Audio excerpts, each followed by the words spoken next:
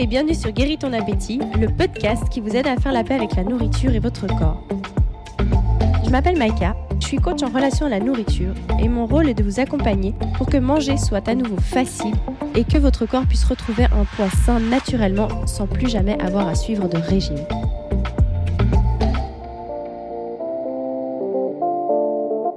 Hello, je suis ravie de vous retrouver dans ce nouveau podcast où je vais vous parler de comment atteindre les résultats qu'on souhaite avoir. Non seulement au niveau de l'alimentation et du poids, mais aussi dans la vie de manière générale. Parce que finalement, pour guérir les compulsions alimentaires, moi, ce que j'ai fait, c'est je me suis pas du tout documentée sur l'alimentation, la nutrition. D'ailleurs, très souvent, quand je parle à des gens que je rencontre de ce que je fais, ils me disent: «Ah, mais tu as fait quoi? Un diplôme de diététicienne ou nutritionniste?» Et je dis: «Non, pas du tout». En fait, ça n'a rien à voir et à vrai dire, c'est même au moment où j'ai commencé à faire un travail sur moi, avec le Reiki, avec les énergies, où tout d'un coup, je me suis dit: «Mais tiens, c'est marrant, en fait, en passant par l'intérieur, ça veut dire qu'on peut transformer absolument tout ce qu'on veut dans notre vie».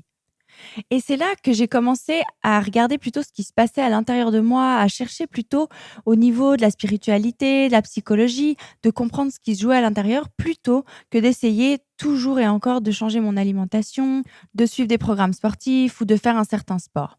En fait, ce que j'ai remarqué, c'est que tout ça, ce sont tout des croyances qu'on a et des choses. En fait, on va essayer toujours de contrôler les choses avec notre tête. En fait, récemment, j'ai remarqué avec mon bébé, je veux être tellement une bonne maman, je veux tellement bien l'accompagner que je me suis dit: «Je vais lire tous les livres possibles, je vais apprendre tout ce qu'il faut possible pour pouvoir l'accompagner au mieux», au même titre que je faisais ça, en fait, avec l'alimentation avant. Et finalement, j'ai remarqué une chose, c'est que depuis qu'elle est née, j'ai parfois l'impression d'être revenue 10 ans en arrière au niveau de mon travail de développement personnel et de me dire: «Waouh, en fait, j'ai plein de choses de nouveau à aller explorer, j'ai plein de choses qu'il faut que j'aille regarder, en fait, qui ne sont pas réglées ou alors où je suis arrivée à une couche peut-être plus profonde, mais que j'ai besoin d'aller explorer à nouveau». Et bref, ce que je voulais dire par là, c'est que ce que j'ai remarqué, c'est qu'en fait, vu que ça m'a fait revenir émotionnellement en arrière, je suis de nouveau beaucoup dans certaines peurs, j'ai beaucoup d'émotions qui sont là et qui prennent de la place. Et du coup, qu'est-ce que moi j'essaie de faire ou qu'est-ce que mécaniquement mon corps et tout mon être essaye de faire? C'est de contrôler avec la tête. C'est-à-dire de vouloir justement lire des livres, de vouloir savoir avec la tête, hein, de vouloir contrôler avec la tête. Et qu'est-ce qui se passe quand on contrôle avec la tête, ou quand du moins on croit essayer de contrôler avec la tête? Tout commence à aller de travers. Ça va pas comme on veut, les choses sont bien plus difficiles, on a tendance à être débordé par nos émotions et bref, on n'est pas en fait dans le flow, dans l'écoute de ce qui est puissant à l'intérieur de nous.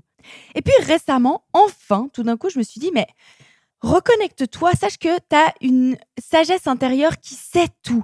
Bien sûr que c'est intéressant de lire des livres et j'adore lire, j'adore apprendre, je trouve ça génial, mais là où on a beaucoup à apprendre et on a vraiment un puits de connaissances puissantes et inépuisables, c'est à l'intérieur de nous. Et puis en fait, de nouveau me dire: «Mais tiens, en fait, comme tu as fait pour la nourriture, pourquoi est-ce que pour élever mon enfant, je ferais pas la même chose?» C'est-à-dire d'apprendre à me faire confiance, d'apprendre à écouter mes sensations, d'apprendre de ce fameux puits impressionnant de connaissances que j'ai à l'intérieur de moi et plutôt d'apprendre à m'y connecter parce que les réponses, elles sont là, bien plus que dans les livres. Bien sûr que c'est intéressant de lire les livres, mais pareil, si vous lisez un livre et que vous restez au niveau de la tête, il va rien se passer. Et c'est pareil pour la guérison des compulsions alimentaires. Je vois aujourd'hui justement, comme je vous disais, j'ai l'impression d'être revenue 10 ans en arrière. En revanche, j'ai beau être brassée par mes émotions, j'ai beau avoir certaines difficultés de nouveau, avoir besoin de retourner en moi, c'est pas pour autant que mon alimentation s'est dégradée. Et ça, et que mon poids non plus, j'ai repris du poids ou quoi que ce soit. Pas du tout, justement. Mon poids est resté bien stable, voire même il continue de descendre. Mon alimentation, j'ai pas besoin d'y penser. En fait, c'est vraiment un domaine de ma vie où, OK, ça, on peut dire que c'est réglé.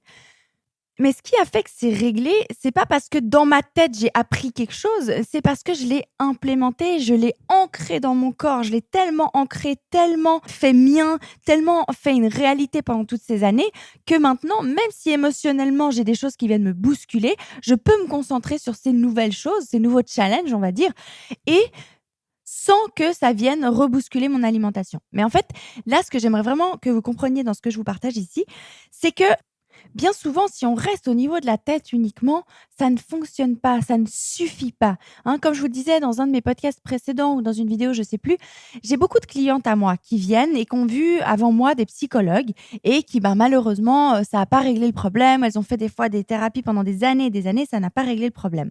Et pour moi, c'est parce que dans cette dimension psychologique, bien souvent, malheureusement, ce qui manque, c'est le contact avec le corps, le contact avec le spirituel. On n'est pas qu'une seule dimension. Si on reste sur le plan du mental, malheureusement, ça ne suffit pas à modifier nos comportements. Ou alors peut-être qu'on va réussir à se contrôler temporairement, mais après, rapidement, si on est perturbé émotionnellement, s'il y a quelque chose dans notre vie tout d'un coup qui est plus à sa place, ce qui est normal, en plus, il faut s'y attendre parce que la vie, c'est ça, hein, c'est des montagnes en permanence, on est là pour apprendre. Donc forcément, il y a un moment ou un autre, on va retrouver un déséquilibre pour apprendre quelque chose. Hein, ce que je vous partage là, que je suis en train de vivre actuellement, émotionnellement, tout ce que ça vient secouer, pour moi, c'est plus une manière d'apprendre de nouveau. Bien sûr que sur le moment, c'est inconfortable. On se dit, oh, encore retravailler tout ça. Oh, je dois retourner encore dans ces émotions qui sont inconfortables.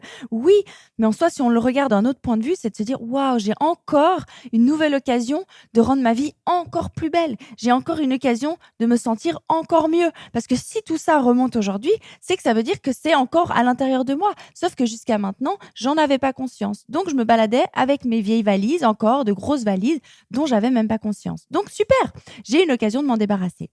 Et en fait, pour s'en débarrasser, justement, c'est de se dire: «OK, je lâche ma tête, j'arrête justement au niveau de l'alimentation, par exemple, ou même comme là je vous disais pour l'éducation d'un enfant, de vouloir chercher absolument un programme ou quelque chose que je vais diriger avec ma tête». Alors, je sais ce qui est pas évident, c'est que c'est ce qu'on nous apprend depuis l'enfance, hein, à toujours faire avec la tête, à contrôler avec le mental, le mental, le mental, la volonté, alors que c'est pas du tout comme ça que ça fonctionne. Justement, récemment, depuis que je me suis dit: «Bah, tiens, si tu te remettais à l'écoute de ton corps, à l'écoute de ton cœur, si tu suivais tes intuitions de nouveau, bah, tout devient beaucoup plus facile, en fait, finalement». Et même, on est en lien avec soi, on se prend par la main, bref, tout est tellement plus fluide et on peut tellement apprendre plus et on se reconnecte justement à la magie de la vie. Parce que suite à justement ces émotions-là, comme je vous dis, à la naissance de ma fille, qu'est-ce qui est ressorti? C'est que j'avais l'impression que la magie, en fait, elle existait pas. Tout d'un coup, je me dis: «Non, mais en fait, la magie, elle est pas là, il y a rien qui nous soutient». On a cette sensation de lourdeur que tout pèse sur nos épaules, hein, qu'on n'a pas d'aide de l'extérieur. Alors qu'en fait, quand on commence à s'aligner à l'intérieur, quand on est en lien avec soi, quand on s'écoute, quand on écoute nos sensations et qu'on suit ce qui est là, ce qui va se passer, c'est que toute l'énergie de l'univers qui est puissante autour de nous, elle va commencer à se mobiliser pour nous aider. Et c'est ce qui va nous apporter des synchronicités. On va tomber justement sur un livre, mais un livre qui va nous toucher au plus profond de nos tripes, où tout d'un coup on va rencontrer quelqu'un, où on va entendre une vidéo tout d'un coup qui va nous aider, ou bref, on va voilà rencontrer la bonne personne, trouver le bon cours. Et voilà, et j'ai remarqué ce qui s'est passé là, c'est que dès le moment où je me suis alignée avec moi de nouveau, et ben de nouveau, tout s'est présenté. Je suis tombée sur un livre, comme là je suis en train de vous partager, qui m'a touchée profondément, où je sens que la lecture de ce livre dépasse de loin le mental et elle vient toucher vraiment dans mes tripes quelque chose de profond. Et suite à ce livre qui m'amène à une autre pratique, hein, qui me permet justement de retourner, de savoir comment reprendre, en guillemets, «le travail sur moi», même si le mot n'est pas très top, mais de reprendre l'exploration de ce qui se passe à l'intérieur de moi et de pouvoir guérir mes blessures encore plus profondément. Et c'est-à-dire que, bah, vu que maintenant les compulsions alimentaires, l'alimentation, c'est vraiment réglé, je veux dire, c'est plus quelque chose où j'ai besoin d'y penser. Je suis à l'écoute de mon corps, je suis mes besoins, c'est devenu naturel. C'est, on va dire, facile dans mon quotidien aujourd'hui, après plusieurs années, après, bien sûr, avoir implémenté tout ça à l'intérieur. Mais ce qui me laisse la place aujourd'hui de pouvoir avancer sur d'autres domaines, de pouvoir me dire: «Tiens, là, bah, il y a encore des choses qui coincent. Tiens, là, il y a encore des émotions qui remontent». Bah, voilà, de pouvoir traiter tous ces éléments-là au fur et à mesure. Que souvent, ce qui se passe, des personnes qui viennent me voir, hein, qui ont besoin d'aide pour se sortir des compulsions alimentaires, ben, souvent, ce qui se passe, c'est qu'elles, il y a encore l'accumulation de grosses blessures qui sont là, des raisons qui font qu'elles mangent encore émotionnellement comme ça. Et puis, le but, c'est d'aller creuser là-dedans, mais d'aller trouver la sagesse qui se trouve à l'intérieur de nous, hein. Moi, mon but, quand j'aide les personnes à guérir les compulsions alimentaires, c'est de les amener à se connecter à cette sagesse à l'intérieur d'elles-mêmes, hein, à pas tout faire avec la tête. Je vois les personnes qui réussissent bien directement dans le processus, c'est celles qui se mettent tout de suite à pratiquer ce que je propose comme visualisation, comme intériorisation, comme connexion au corps. Dès le moment où on se connecte au corps, les résultats arrivent très rapidement parce que justement, on dépasse le mental. Le mental n'a qu'une petite place finalement dans notre fonctionnement humain, sauf que nous, on n'en a pas conscience et on essaye tout le temps de tout diriger, de tout modifier avec ce mental. Ce que je trouve énorme, c'est Joe Dispenza. je vous invite à aller voir si vous connaissez pas encore parce que c'est vraiment incroyable, qui dit justement que quand on essaye de forcer les choses, on essaye de changer de matière à matière. Et de matière à matière, la matière est dense, la matière est lourde, l'énergie, la vibration de la matière est lente. Et ce qui fait en fait que les choses mettent du temps à se transformer. Alors qu'au niveau du subtil, au niveau du spirituel, au niveau de ce qui se passe à l'intérieur de nous, de tout cet espace immense, cet univers immense qu'on a à l'intérieur de nous et qui est connecté à l'énergie de l'univers, quand on sait se connecter à cette énergie-là, alors tout commence à aller bien plus rapidement. Et justement, c'est ce que je dis au niveau des compulsions alimentaires. Quand on veut se guérir justement de l'alimentation, d'arrêter de trop manger, de pouvoir réussir à bouger, à être en lien avec soi, à être bien, si on essaie de forcer tout ça avec la tête, on n'y parvient pas. Ou alors temporairement et ensuite on revient à nos vieilles habitudes. Parce qu'en fait, ce qui se passe, c'est qu'on ne vibre pas entre le mental et ce qui se passe dans notre monde intérieur, ça ne vibre pas ensemble. Et c'est ce qui fait qu'on n'atteint pas ces résultats. Quand on veut atteindre un résultat, ce que ça demande, c'est d'aller justement s'aligner au niveau de l'intérieur. Après, tout ce que je suis en train de vous dire là, c'est de la belle théorie. Maintenant, c'est d'apprendre à ressentir tout ça. En fait, ce que j'espère vous transmettre, même au travers de ce podcast, vraiment, je vous invite à vous connecter à votre corps.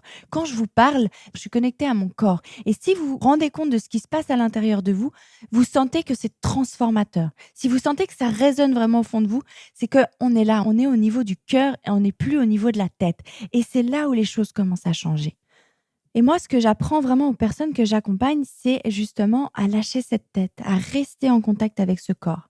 Et comme je vous le partageais, c'est pas que pour moi tout est acquis, tout est facile, que voilà, maintenant ma vie est un long fleuve tranquille, pas du tout. Et au contraire, j'ai plein de challenges qui viennent me demander d'apprendre justement à me mettre, c'est comme un diapason, à me mettre sur cette même vibration des choses que j'aimerais.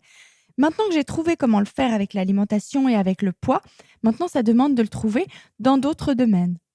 Et notamment, justement, c'est un bon rappel pour moi et c'était un podcast que j'avais envie de vous faire, c'est de me rendre compte qu'avec ma fille, j'ai envie de faire tellement bien que du coup, j'essaye de contrôler avec ma tête. Et plus j'essaie de contrôler avec ma tête et moins ça va. Que plus je le fais avec mon cœur, juste simplement en me faisant confiance, en me connectant à ce qui est profond au fond de moi et qui sait, cette partie de moi qui sait. Et vous avez toutes et tous en vous cette partie de vous qui sait.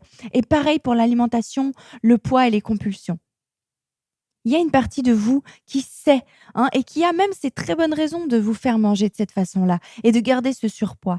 Et pour pouvoir justement faire en sorte que tout ça se mette en place, s'aligne et atteigne un résultat que vous souhaiteriez, ça demande avant tout que vous vous aligniez vous-même, que vous ayez ce courage d'aller à l'intérieur de vous pour faire ce qui a besoin, d'aller justement libérer ses émotions, regarder ce qui se passe.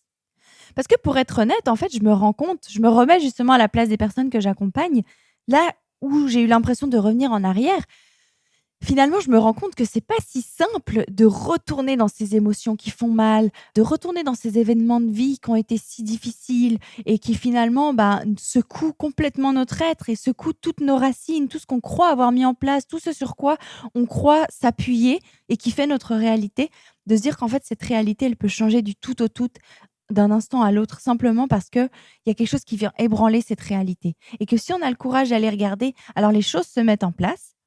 Mais pour ça, ça va nous demander des changements. Au final, si vous mangez trop, si vous avez du surpoids, c'est pas juste en contrôlant votre alimentation. Contrôler l'alimentation en faisant un régime, finalement, c'est la solution de facilité.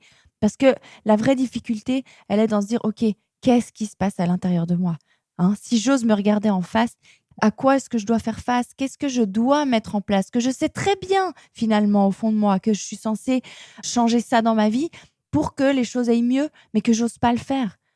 Parce que ça se fait pas, parce que je peux pas tourner le dos à telle personne, parce que j'ose pas quitter un emploi, parce que rationnellement, de nouveau au niveau du mental, ça ne se fait pas.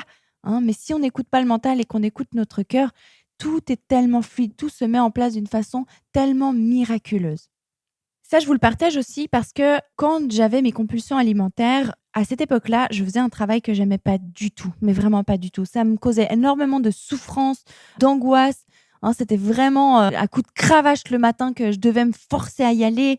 Vraiment, c'était dur et je pensais que c'était la réalité, que c'était comme ça, que la vie, voilà, c'était ça, qu'il fallait subir. Même quand je le disais autour de moi, on me disait: «Bah oui, tu crois quoi? La vie, c'est ça, c'est comme ça» et c'est effectivement ce qu'on nous fait miroiter, très souvent dans nos sociétés, dans le fonctionnement, jusqu'au jour où tout d'un coup on écoute ce qui se passe à l'intérieur de nous et on se dit: «Non, je suis sûre qu'il y a une autre réalité. Je sais qu'il y a quelque chose d'autre qui est possible». Au même titre de se dire: «Je sais que», comme je me t'ai dit, hein, je sais que je suis pas obligée de lutter toute ma vie contre mes envies de manger. Il y a une solution, c'est obligé, hein. Je m'étais dit vraiment: «C'est pas possible, je vais pas passer ma vie au régime, il y a forcément une solution». Et ça, c'est valable aussi pour notre vie professionnelle, pour n'importe quelle solution de notre vie finalement. Mais ça demande d'oser faire confiance à ce qui se passe à l'intérieur et d'oser savoir écouter cet intérieur.